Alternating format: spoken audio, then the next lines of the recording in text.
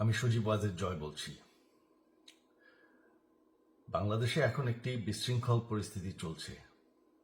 সারা দেশে আমাদের ভাঙচুর হচ্ছে, লুটপাট হচ্ছে। আমাদের শহরের বাইরে আমাদের নেতাকর্মী, আমাদের আওয়ামী লীগের নেতাকর্মীদের উপর হামলা চলছে, অনেকে হত্যা করা হয়েছে।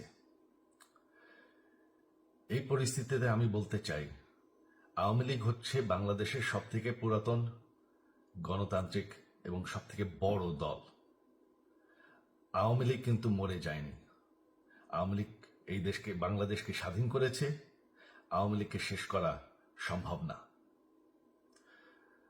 আমরা বলেছিলাম যে আমার পরিবার আর রাজনীতি করবে না, তবে আমাদের নেতাকর্মীর উপর যেভাবে হামলা হচ্ছে, এই পরিস্থিতিতে আমরা হাল ছেড়ে দিতে পারি না। বাংলাদেশে যদি গণতন্ত্র, নতুন বাংলাদেশ গড়ে তুলতে হয়, আওয়ামী লীগ ছাড়া সম্ভব না। আওয়ামী লীগ হচ্ছে সব থেকে বড় দল। আওয়ামী লীগ কোথাও যাবে না, আওয়ামী লীগ শেষ হয়ে যাবে না। আওয়ামী লীগকে শেষ করা সম্ভব না। আওয়ামী লীগের নেতাকর্মীদের আমি সবাইকে আহ্বান জানাচ্ছি যে আপনারা সাহস নিয়ে দাঁড়ান। আপনারা একা না, আমরা আছি। বঙ্গবন্ধুর পরিবার কোথাও যায়নি, আমরা আপনাদের সাথে আছি। দেশকে, আমাদের নেতাকর্মীদেরকে, আওয়ামী লীগকে রক্ষা করার জন্য যা প্রয়োজন আমরা করতে প্রস্তুত।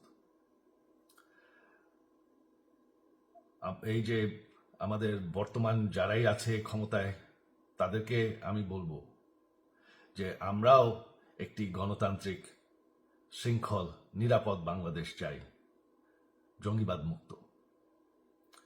তার জন্য আমরা সবার সাথে আলোচনা করতে প্রস্তুত।